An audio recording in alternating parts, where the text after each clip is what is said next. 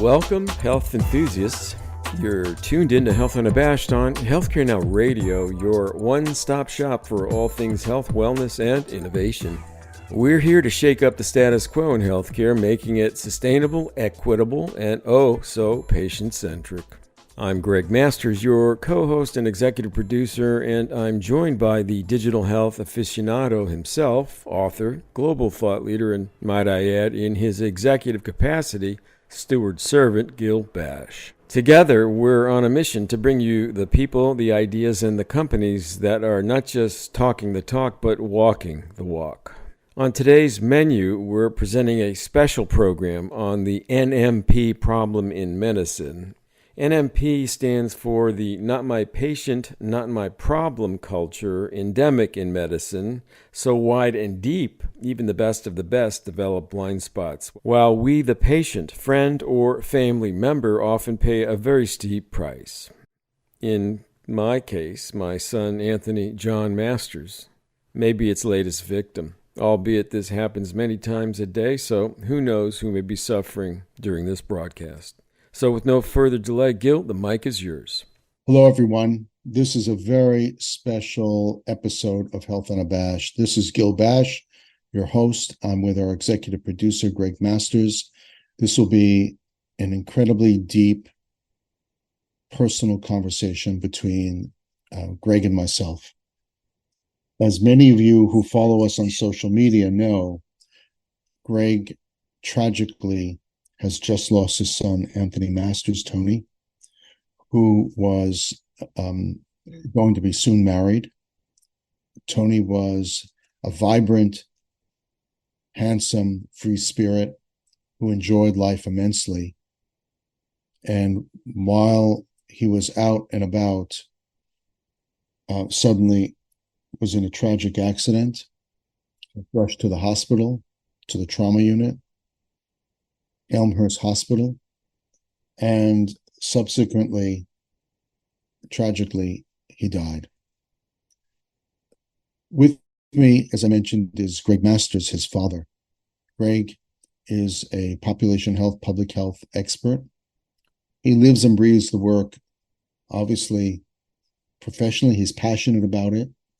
He is also grieving right now, and I want to thank him for suggesting this special episode because all of us have feelings about this work. We're passionate about this work.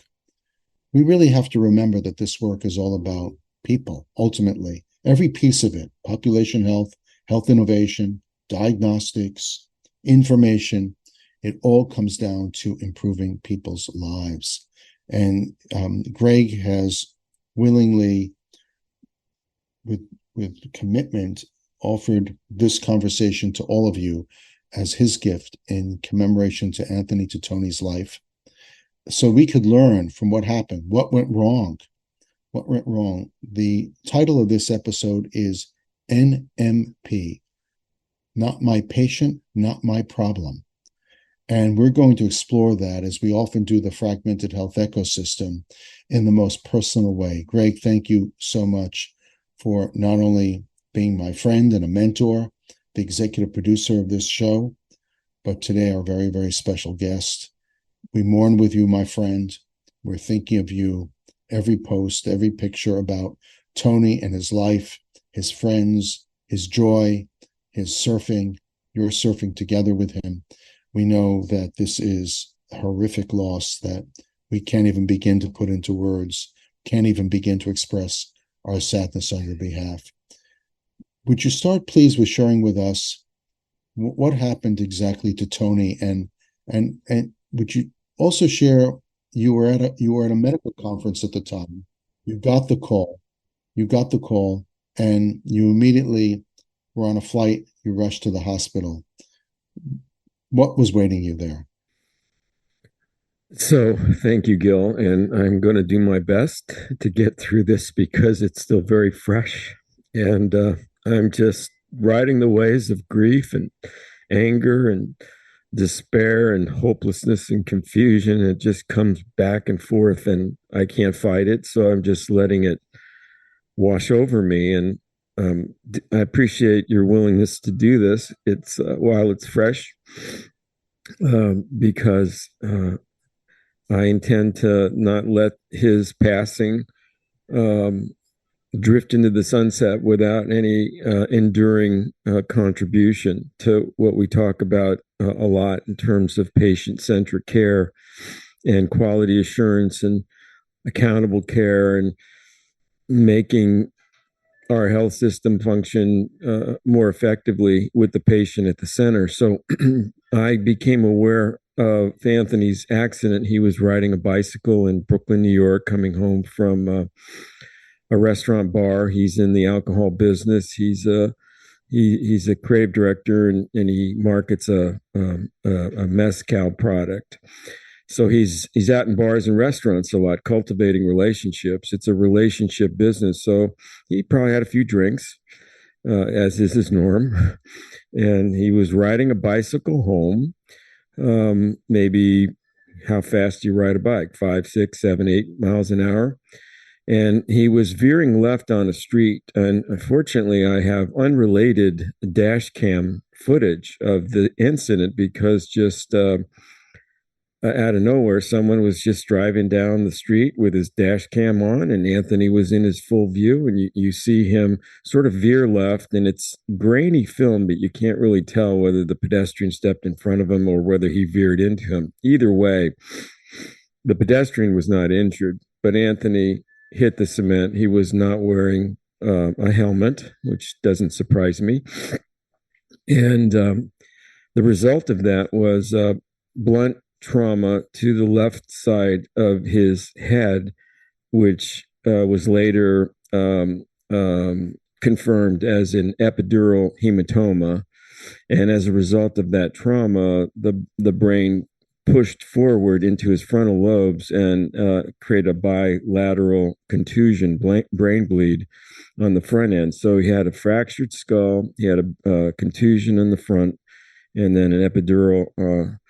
So he was scooped up. Apparently, I don't have the pre-hospitalization report from EMS, but I believe the pedestrian he encountered on the street called 911, or someone there called 911. He was scooped up. He was unconscious.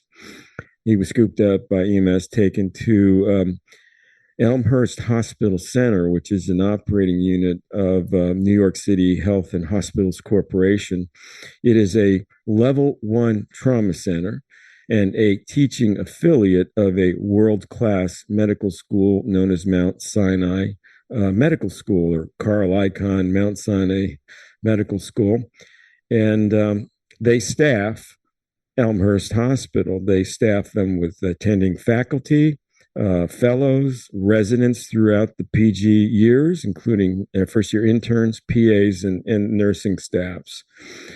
So I felt, well, level 1 trauma center, he's in the right place. We can trust that this is it means something. Level 1 trauma means that they are trauma informed, trauma experienced. They're sort of a well-greased machine around team-based care.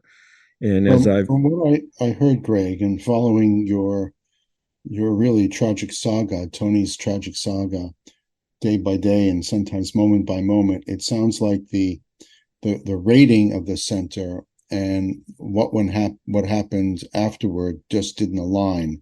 correct. And I'd like if you could help us understand this, not only as the parent and the grieving parent, but also as someone who's really astute and understands hospital systems and has been in and out of hospitals professionally. The gap between the expectation and the execution. What happened when Anthony got into the hospital? You arrived. What did you see? What did you observe? And knowing, although we're not doctors on the show, but we know the system. We know how the system should respond. What did you observe that we should know about? Because everybody who listens to this show, thanks to your being the executive producer, understands that our mission is to improve health and to sustain and save people's lives. It sounds like the system may have failed here, and I'd like to understand from your perspective, what happened? So this is a somewhat complex timeline to reconstruct, but the bookends are, the incident and then the triage to the ED, emergency department at the hospital, level 1 trauma center. And I am told by a member of the care team that he was alert, he was responsive, he was conversational. He was engaging with them, which means that whatever unconsciousness he had after the fall, apparently he came back. So they apparently ordered CT, and that's how they established the diagnosis with the contusion and the epidural hematoma. So shortly thereafter, he was admitted to the surgical trauma ICU. And I got this call at 7 a.m. Sunday morning, June the 4th. And I was on a red eye that night out to New York. And I showed up at the ICU around 10 o'clock on Monday morning. And I met with the chief of service, who is an attending faculty, either a neurosurgeon or a neurotrauma intensivist. I don't know exactly. I think might have been a neurosurgeon, but he was chief of service. And he proceeded to tell me, here's what's up. This is what we found. Your son is, has a head injury, and there's no such thing as an unserious head injury, but we expect him to do fine. We expect him a 6 to 7 day length of stay. There may be a rehab period of reconstructing memory and possibly speech therapy, but we didn't see any of that because day one, when I arrived, he was pretty medicated. He opened his eyes, looked at me, and then turned away. He didn't acknowledge me. And about 30 minutes later or 15 minutes later, he opened his eyes again. We made eye contact, and then he reached his hand out to me. So I knew he recognized me. So I stayed by his bedside every day, Monday, Tuesday, Wednesday, Thursday, Friday, 10 to 12 hours a day. I was there for him. Each day he progressed, was getting better. His personality was coming back. He was,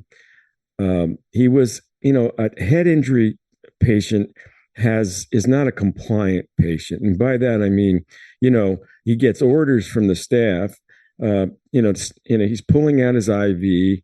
His head hurts. Any attempt to put a band on it to run EEGs around him, he ripped off. So he was medicated for anti-seizure, anti-swelling, and sedatives, phenobarbital. So that was the part of his daily routine. From one day to the next, he didn't recall what happened the prior day. So it would be like, hey, Dad, when did you get here? Or, hey, Dad, why are you here? But during the day, fully engaging, had the nurses in stitches.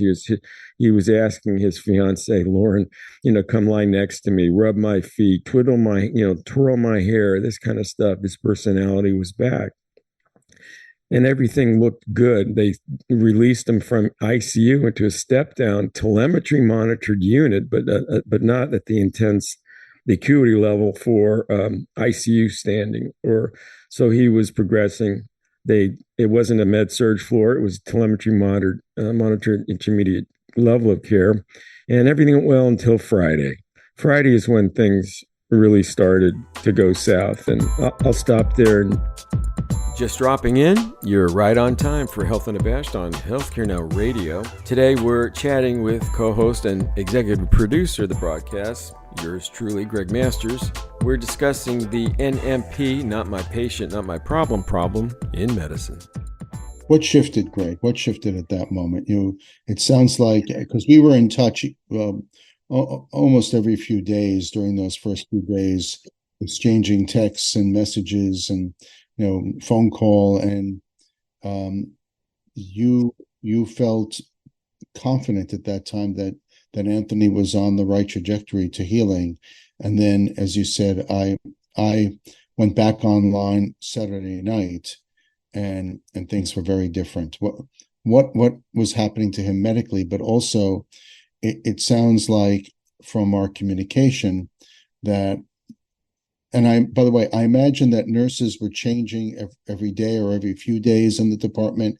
It was a different nurse or a different doctor, a different nurse, a different attending.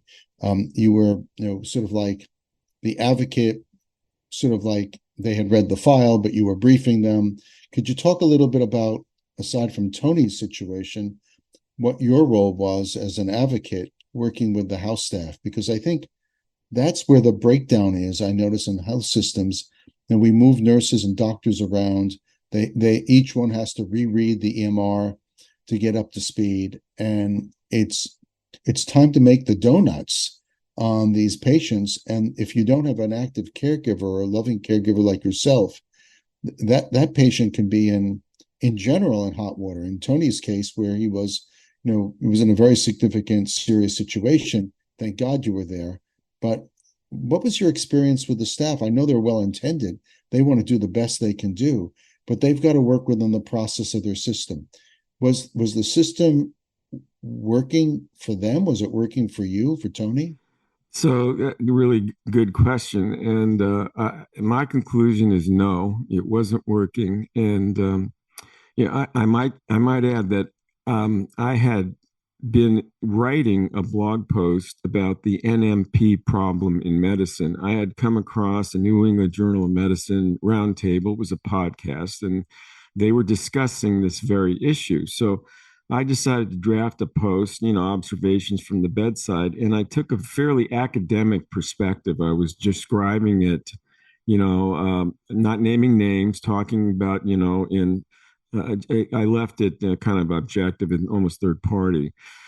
Little did I know that I was on a freight train hurtling towards the worst possible outcome of the NMP culture in medicine. And it simply is that I was there. I was the only one with anything close to a 360 perspective on him. Yes, there's shift changes, maybe 2, maybe 3, depending upon the staffing levels. But trying to keep everyone informed apparently became one of our jobs, me and his fiance, Lauren. And shift changes, they had team huddles and briefings, routine part of all this stuff. But there really was nothing concerning until Friday. And Friday played out as follows. I showed up exactly, I don't know, 10, 11 in the morning. And I noticed he was groggy, much groggier than he had been. And he looked at me and he says, "Dad, I'm high." And we went like that. I said, "Okay, maybe they've upped his phenobarbital. Something's going on." And then that day, Friday, progressed where he just sort of drifted away, became listless, then unconscious, unresponsive to commands, to, like pain. He just could not wake up. And I said, okay, maybe he's being medicated, because whatever. But he continued. Was the nursing staff observing this at all? Everything. He was fully monitored. All vitals were monitored. They were observing him coming in and out of the room. And, it was primarily floor nursing that was taking care of him, and interspersed with periodic visits by a PA who became the liaison to the neurotrauma service. As far as I could tell, there was no resident, or certainly no faculty member, no fellow, but a PA was the intermediary. Was there a neurologist who was coming in, or a neurologic surgeon, or anyone who was really of that level of expertise to say, something's now amiss here? From what I'm reading, this patient's not responding the way they were responding. Right. This is the part of the story that gets ugly and painful, so you have to bear with me. So as he became literally unresponsive and unconscious, he was snoring very, very heavily. And I was thinking, byproduct of the medicine, maybe. And then when that turned into what I saw as respiratory distress, I became very alarmed. I started filming him. I started taking pictures of the vital signs. Everything was starting to crash. His normal blood pressure, his normal heart rates were in the athlete zone, 50 to 60 beats per minute, 120 over 55, 60, blood pressure routinely pre and post hospitalization. He was spiking to 250, 179, his oxygen saturation level was dropping to 79. And I'm there filming, and a resident walks in, and I say, well, who are you? So, well, I'm on the care team. I said, well, that doesn't tell me anything. What are your credentials? Are you a critical care intensivist? Are you a resident? What year are you? First, second, third? Are you chief resident, senior resident? She says, I'm just here on the care team. So at that point, what I was observing and I was asking her about was he was belching for air by his diaphragm pushing up on his lungs. And even I, a layman, know that means he can't breathe. Either he doesn't have an airway or he's being obstructed by something and there's no oxygen that's getting absorbed into his system. So after that, I lost it because I did not feel that the kind of eyeballs that needed to be in the room were not in the room. I went to the nursing station, and I asked to speak with the manager. It was the night shift. There was no manager on duty. A supervising nurse was on duty. And I said, my son's in this room. I believe he's in respiratory distress. I want you to call the on-call attending neurosurgeon or neurointensivist, get him or her in the room now, put eyes on him, and direct this care team because no one's taking any action. No one's providing a direction to the care team. The first person she called was not on call. The second person she calls identified as being on call. It was a neurosurgeon. That person said, it's 10 o'clock. I'm not on site. Doesn't sound like a neurosurgical event to me. And that was technically the end of the conversation. I overheard everything. So I was defeated at that point. I went back and he was crashing worse, and it only got worse from there. And this period of the timeline I'm trying to reconstruct is between somewhere around 10 o'clock to 4 a.m. And it only got worse and worse and worse. And when the code team or the rapid response team, quote unquote, finally arrived, and it was anything but rapid, apparently there was 4 teams that responded to this call. It wasn't coordinated. No one seemed to be in charge. At one point, there were 10, 11, possibly 12 people in his room, 2 with hands on, the nurses, everyone else standing around, until the code team with an anesthesiologist to intubate him, and I believe an internist on the medical service. There was no one there from neurotrauma. So Gregg, I want to recap a little bit. This is sadly a story that should be a major magazine article or a book, but we're talking about one hand not really knowing what the other hand is doing, and the patient almost not being part of the focus at all. It's my dinner plans, or this poor nurse who sees this deteriorating before her eyes and is trying to reach someone to come in of expertise. This is truly the NMP, the not my patient and not my problem. There's a lot to learn here. There's a lot to learn here through this horrible. Can I speak to that, Gil? And let me speak to the NMP piece. And here's how I see it. NMP is, not my patient, therefore not my problem. And the not my patient is, well, is he or she on my service? Is he or she within the scope of my professional capabilities? In which case, if I say no, then all of a sudden it's not my patient. And then if it's not my patient, it's not my problem. So they drift away. And I love our clinicians. I'm 100% backing them. They are heroes. But we have a ways to go in creating a seamless process of interdisciplinary engagement in a care team that has a holistic view of the patient. It can't simply be narrowcast views. If it's not in that field of vision, it's not my problem. That's the way they all acted. So yeah, it's a culture issue endemic in medicine, and it's uniquely prevalent in academic medical centers and especially their teaching hospital affiliates.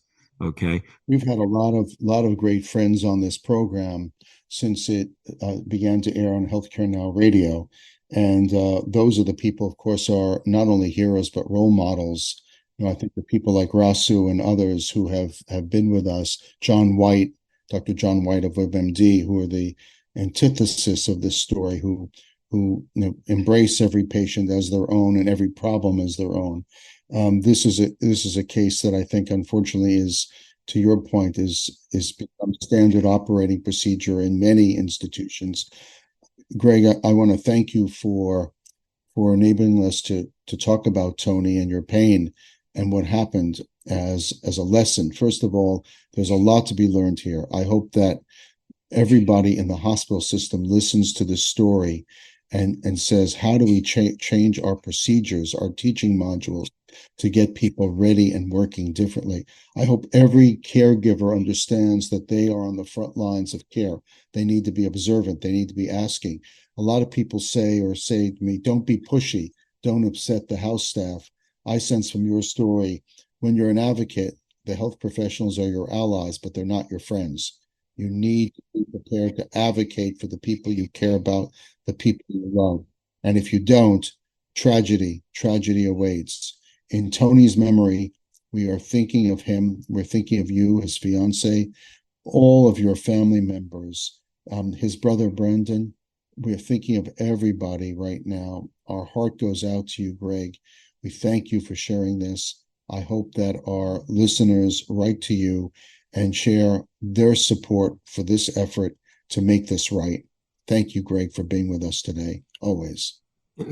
Thank you so much for the opportunity, Gil. And I'll simply say, if you want to follow this event, I'm blogging at healthinnovationmedia.com, and I'm participating on Twitter at Gregg Masters, and that's Gregg with 2 G's, MPH, and I'm tagging every tweet, #Team Tony, #NMP, NMP, and #NMP. My intention is to start a foundation in his name to address this culture in medicine so that no one else has to be in the seat that I was in for those 72 horrible, horrible hours. So thank you very much, Gil. And that, dear listeners, is the last note for today's somber melody. A huge thanks for tuning into this special program on the NMP, Not My Patient, Not My Problem in medicine. To keep tabs on this developing story and to put an end to the NMP problem in medicine, follow developments at www.healthinnovationmedia.com or join the Twitterverse following me via @GreggMastersMPH, and that's Gregg with 2 G's, and hashtags #TeamTony, #NNMP, and #NMP. For more of our Health Unabashed conversations, swing by our program page at healthcarenowradio.com. We're live weekdays at 10:30 a.m., 6:30 p.m., and 2:30 a.m. Eastern, or 7:30 a.m., 3:30 p.m., and 11:30 p.m. Pacific. Stay social with Gil and me on Twitter via Gil_Bash, and that's BASHE, and Gregg Masters MPH, and that's Gregg Masters with 2 G's. Don't forget to give your tweets some zing with our #HealthUnabashed. Until we meet again, pursue your passion for better health and no apologies.